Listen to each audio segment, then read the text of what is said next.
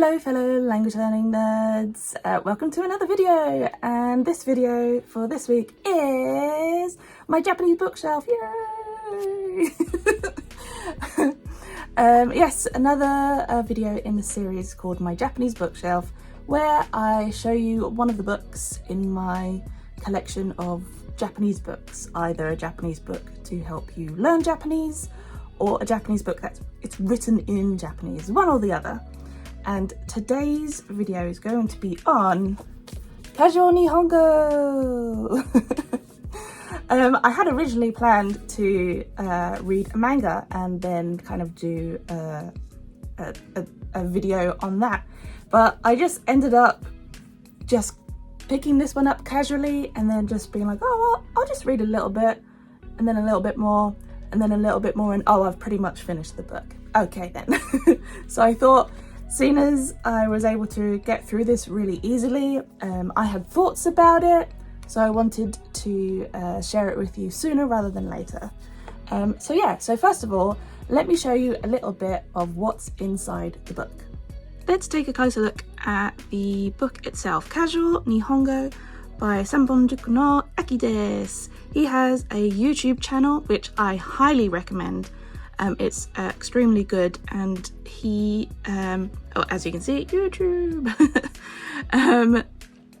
Yes, all of his lessons in here are on his YouTube channel. I'll show you that he actually has a bunch of links in here, so you can go to his videos. But yeah, he's a very good teacher on YouTube, and this is the book that he has made. Yay! Well done, Aki. But let's have a proper look inside. Let's go to, let's see, okay. So actually, can you see the sides all here? All of these are the lessons, the different lessons that you can get to. Here we have an example. This is a simple lesson on saying thank you. Now, obviously, this is a basic lesson. All of the lessons in this book are basics, but they are like basics plus. They're all lessons that are easily missed, easily skippable. So even if you can get to intermediate or advanced, and there might be one or two things in here that you're like, oh, I never actually realized that. So for example, this lesson is on how to say thank you. Now, that's pretty easy. You learn that in probably your first lesson if you're learning Japanese. But this one is telling you how to say thank you for something, like thank you for teaching me, thank you for showing me, thank you for like lending that to me, things like that. As you can see, the pages are not packed with loads of text or images. It does generally keep it nice and simple, which really helps with its readability and being able to dive in and out of it. Oh yeah, at the start of each of the lessons up here, you'll see there's a QR code.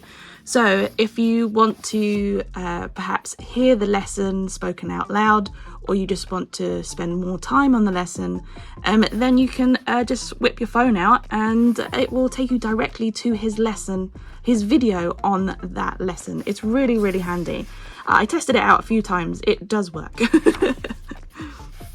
But yeah, the lesson will go for a few pages on trying to show you examples and nuances of the lesson it's trying to teach you, showing you examples of what's correct, what's not correct, that sort of thing.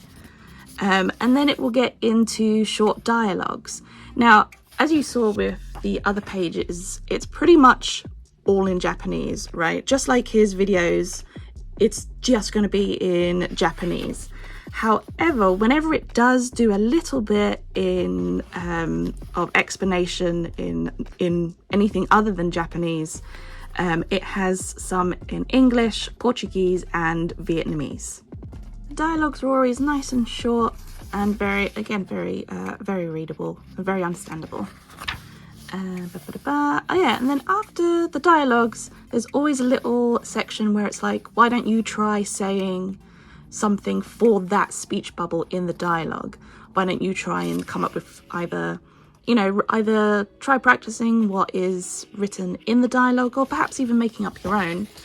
And then afterwards they come up with some suggestions for you on what you could have said. And then that's it. Then it's on to the next lesson. So it's pretty short and sweet, but pretty helpful, I think. Here's an example of one of the lessons that I found extremely useful. So this is the lesson for this, that, and that over there. Again, this is something, if you've done beginner's Japanese, you might recognize how to indicate objects that are near to you, near to someone else, or far away from both of you. Kore, sore, are. This, that, and that over there. I even remember doing this sort of lesson back in school when I was doing Spanish. So yeah, it's a very basic thing. However, this one gives you some tips on to say, what if you want to say this or that, but it's not a physical object that you're talking about. If you want to talk about something that was brought up, like you bought something the other day and you want to say, oh, that sounds nice. Like, what that is that, you know? You're not pointing or indicating something physically near or far away from you. You're talking about a topic, you know, that you're just talking about something that isn't anywhere near you at all. So what that do you use? I thought it was an extremely useful lesson, one that I think I've already started using practically as well when I've been speaking. Yeah, I think it's an extremely good lesson. It was probably one of my favorite ones out of all the ones in here. I found it the most useful. So yeah, that is Casual Nihongo. I hope that gave you a nice little look as to what is actually inside the textbook. So yeah, now let's talk about what I think about it. Some thoughts. I found the lessons in this book to be genuinely very helpful. I know that they are you know, on very small topics, very like beginner-ish topics, but they are very missable topics. So I found pretty much all of these lessons very useful to know, to have explained to me. Yeah, I just thought they're genuinely very helpful. All the lessons are written in Japanese. However, I never felt that it was too difficult. So the book itself explains that they personally recommend that the book is aimed at learners who have passed the N4 level, so around about there. However, they do also say that because the topic is kind of basic topics, they say that it is, if you're more advanced, it is possible that you would also find this very useful. And because and maybe even if you're lower than N5, it is also possible to get a little bit something out of these books. But their target is N4, but it is very possible for other levels to also find it useful. I am at the level that they recommended, and I did genuinely find it good. There was a few words here and there that I had to look up, but in general, I found it a very good level for me to understand the lessons and understand what they're trying to explain to me. And with the examples, I understood them. So yeah, it was a very, very good level. I think that's what the author Aki does very well, is kind of know how to teach Japanese in Japanese. I think he does that very, very well. I also think if you're a bit nervous about learning Japanese in Japanese, this is a very good maybe trying it out point. Just have, because the sentences, they're not too complicated, they're quite easy to understand. So it might be if you're thinking about trying textbooks that are written in Japanese, this might be a good one just to try out, to, you know, dip your toes into. I found the book very, very easy to dip in and out of. I basically read all of this on the bus on my way to and from work.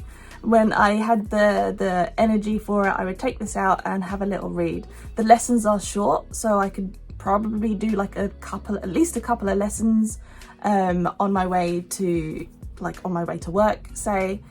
And because it's very easily dip in and outable, if there was, say, something like a few days later where I was like, oh, I think I might need to, what was that explanation again? I think I need to read it again. It was very easy just to pick it up, find the page, you know, a minute later, I'm like, oh, okay, I get it. So yeah, it's not something you're probably gonna sit down, study, take lots of notes in or anything like that. It is gonna be a Casual Nihongo is a casual read. While I did genuinely find the book helpful, I wouldn't say it is a must-buy for anyone looking for a textbook for Japanese. It's a good supplementary thing to have if you want it, but it's not. Definitely should be using this one. All of the lessons are coming with the little QR code with links to Aki's YouTube channel. So if you, all the lessons in here you can find on his YouTube channel. So it's not 100% you must buy this because you won't be able to find the information anywhere else. You can watch them online. It is just a personal preference if you think you would like these little lessons to have them in a little textbook form to be able to read. So yeah, overall, it's not an essential piece, but it is a very good supplementary bit to your learning if you would like it. Again, I really liked it. Yeah, and I think I will kind of have this within easy reach because it is nice to kind of grab it, and as I say, easy to dip into and get reminded about a lesson or two. But yeah, all good. So yeah, so that was my little explanation of Casual Nihongo. I hope you found it useful in some way, or at least interesting to learn about it. So yeah, that's it for today's video, I believe. So I will let you get on with the rest of your day, and hopefully I will see you next time in the next video. Yeah, so I guess that's all that's left for me to say is may your grammar be structured and your vocabulary varied. Bye!